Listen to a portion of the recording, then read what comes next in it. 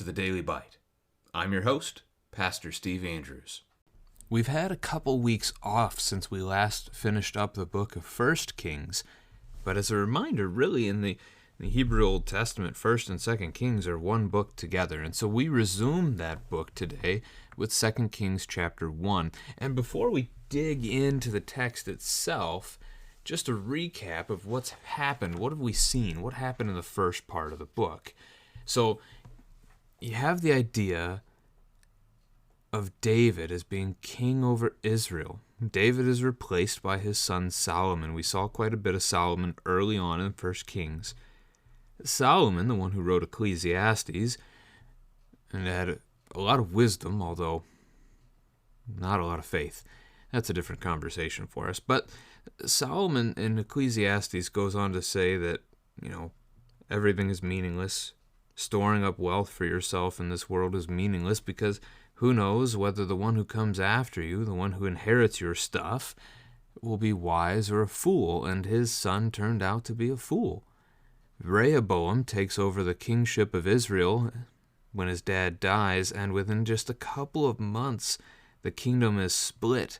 He can't even say in half, because only a tribe and a half out of the 12 tribes of Israel end up siding with Rehoboam, while the rest of them go off after Jeroboam and form the northern kingdom of Israel, while Rehoboam's land is now known as Judah, with Jerusalem as its capital. Samaria becomes the capital later for the kingdom of Israel. Through that book, as we continued then, and we did eventually come across Elijah the prophet, he comes up in today's text again, we saw that, we actually started keeping score, because the Bible very specifically, God tells us whether the kings were known as evil in his sight or good in his sight. What made them evil would be leading people astray from Yahweh, causing them to worship other gods. Jeroboam, when the kingdom split, took his northern kingdom and he built 2 sites of false idol worship and placed golden calves into each one because he didn't want his people traveling to Jerusalem to worship Yahweh in fear that they might not return. And every king of Israel after that is said to have acted evil and committed the sins, or followed in the sins of Jeroboam. So we started keeping score of these, and so here's the tally all the way up through the end of the book of 1 Kings. Israel has had 8 bad kings and 0 good kings, while Judah has had 2 good kings and 2 bad kings. So that's just putting that number before you again, the score sheet, and we'll keep track as we go through the book of 2 Kings. But for now, today, we don't have any to add to that list. We learned of Ahaziah at the end of 1 Kings, and we get him again today. So 2 Kings chapter 1. After the death of Ahab, Moab rebelled against Israel. Now Ahaziah fell through the lattice in his upper chamber in Samaria and lay sick.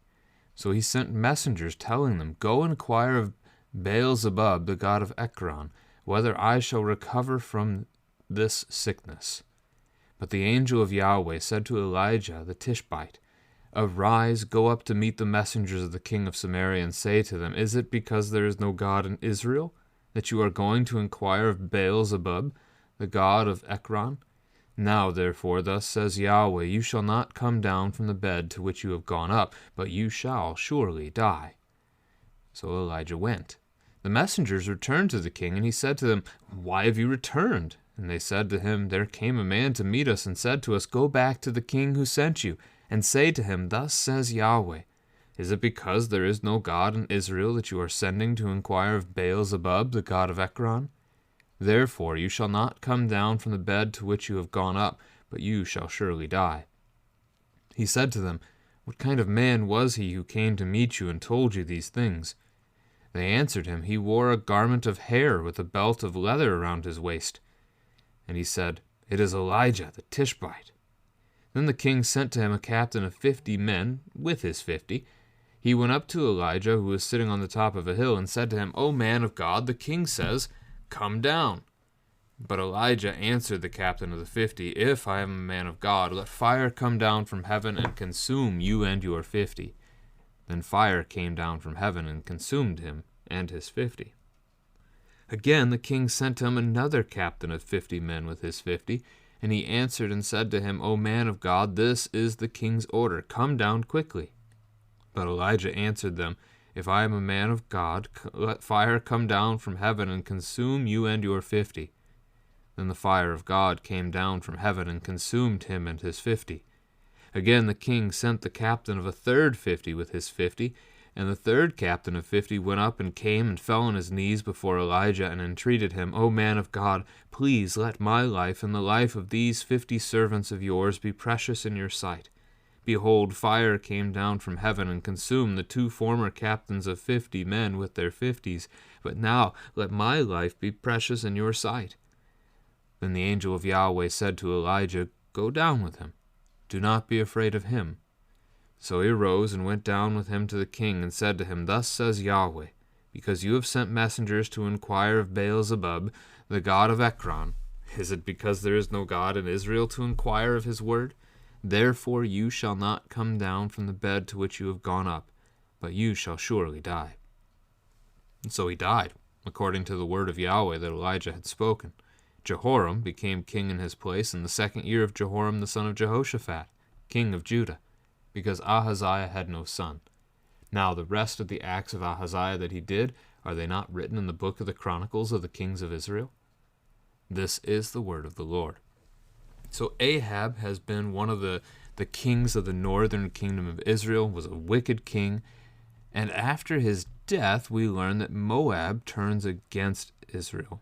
So Ahab perhaps had formed some kind of an alliance there, not uncommon to make alliances when they should have been trusting in God. Either way, Moab is off to the southeast, so Israel is the northern kingdom. You'd have to cross the Jordan River and then head south. So it is just to the east of the Salt Sea. I guess you could cross the Salt Sea if you wanted to, if you had the ships. This is probably around 852 BC, maybe 853, somewhere in that range. And we see in verse 2, Ahaziah then mentioned. He is the son of Ahab who takes over as the king of the northern kingdom of Israel. And he falls and gets injured and gets sick from it. So that sounds to us probably like an infection of some sort. But regardless of the ailment that he's enduring here, what's his response? Now you can talk to your kids about this one. To whom should Ahaziah have sought help? Where should he have gone for help? And this is where we would turn to prayer in our families, in our homes. But instead, Ahaziah goes to a false god. Now, Baal-zebul is the actual name of a Canaanite god. And Baal-zebul, Baal is a Hebrew word, Baal, however you want to pronounce it. And it means Lord or Master. Zebul as an ending would mean prince. So Baal is prince, is the meaning of the name of, the false Canaanite god. The author of the book of Kings appears to be mocking this guy as he writes the book. Because instead of recording Baal-zebul, he records Baal-zebub, which means Lord of a fly, or Baal of a fly, Lord of a fly. So again, mockery there. The angel of Yahweh, a reminder for your Old Testament studies, the angel of Yahweh may indeed be a reference to the pre-incarnate Christ. An angel of Yahweh seems to be just an angel, but there is the possibility the angel specifically refers to Jesus himself. Angel means messenger. So that Jesus would come and give a message would technically qualify him as an angel, not to say that he is a created being. Jesus is God. He is God who chose to take on flesh. Prior to that, he's still God, right? He was never created. He's always been. He's been since the very beginning. He's involved in the act of creation. So it is possible that God has come to give a message directly. And here's the message as he speaks to Elijah. Is it because there's no God in Israel? Right? He should have prayed, should have turned to the true God. He could have gone to Elijah, but he doesn't. And it's not that he doesn't know Elijah, right? That's going to be quite clear in the next paragraph. So God's punishment for his idolatry is death. And that's the deserved punishment, right? For our sin. The punishment of our sin is death. So Ahaziah, worshiping idols, dies. Ahaziah is surprised at how quickly his messengers return to him. It should have taken them time to do this thing. They actually have to travel to get to the temple of this false god, wherever that may have been. Ekron is a city, by the way, in Philistia, off to the west, southwest from Israel's position. Kind of opposite, really. So Judah is south of Israel and off to the west of the Salt Sea and east of the Mediterranean Sea, but pinched in between Judah and the Mediterranean Sea would be the land of Philistia, where, of course, probably best known among Christians today from the Sunday school lesson about David and Goliath, Goliath being the giant champion of the Philistines. So they return quickly because Elijah sent them back. And as they describe him, they describe what he looks like, they deliver the message to the king. The king asks what he looked like, and they say he wore a garment of hair with a belt of leather about his waist. You can ask your kids here, who in the New Testament do we see dressed like that? A garment of hair. I'll even throw in the word camel there for you to help out. That would be John the Baptist. This appears to become almost a uniform, like your pastor wears the clerical shirt and collar, and you're used to seeing him in that, or the alb even on the weekends when he does worship. He leads worship in the church. Here we have this almost standard uniform, standard outfit that is worn by prophets. But again, as I mentioned earlier here, Ahaziah knows who Elijah is. He knows the prophet of Yahweh, and yet he did not seek him. He sought someone else. So the king then sends soldiers against Elijah to command him to come down and to come to the king, come into the king's presence. Elijah speaks for God. He does not answer to men.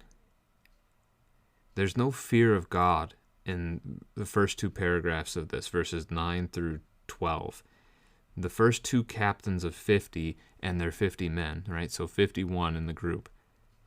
These two they're just military groups sent by the king. They're enslaved to the king in their minds. They'll do what the king tells them to do. And so Elijah in their presence would be a prisoner to the king. And so without that fear of God, Elijah prays to the Lord, essentially. If I'm a man of God, let fire come down and consume you. And it does. The first group is wiped out. The second group is wiped out likewise. Very similar wording in the two paragraphs of those verses. And this is God's rightful judgment again. I mean, remember, I know we've just seen 102 men die. But we all deserve that death. It is only by God's grace that we are spared from it. And so then you get verse 13, and you get a different captain coming, the third one, and there's fear of God in him. He has seen, he has heard what happened to the other groups of 51, and he does not want that to happen to him and to his men, and so he bows down. He displays a fear of God and begs for his life and for the life of his servants. Even calls them your servants, servants of yours, before Elijah. So God, the angel of Yahweh, Jesus, then speaks to Elijah again and says, "Go, do not be afraid." And so Elijah goes and he delivers his word to the king just as he sent with the messengers. It's not word for word exact in the Hebrew here, but it's close. It's the same message. He delivers that word to the king personally. And that's it. It's over. I don't know if the king, if Ahaziah thought he could barter his way out of this one or what, but Elijah speaks the word of the Lord, and so it happens. Verse 17, Ahaziah dies, just as God spoke. And he is replaced by his brother, Jehoram, in 852, 851, somewhere in there, because he doesn't have a son of his own. He lacks an heir to the throne, so his brother takes the throne. And that's where we leave off. Interesting that at the moment, Jehoram, two different guys, but Jehoram and Jehoram are reigning over both nations, Israel and Judah. Tomorrow, we even still take a break from talking about the kings as we see more of the prophet Elijah. We see what happens to him at the end of his time on earth.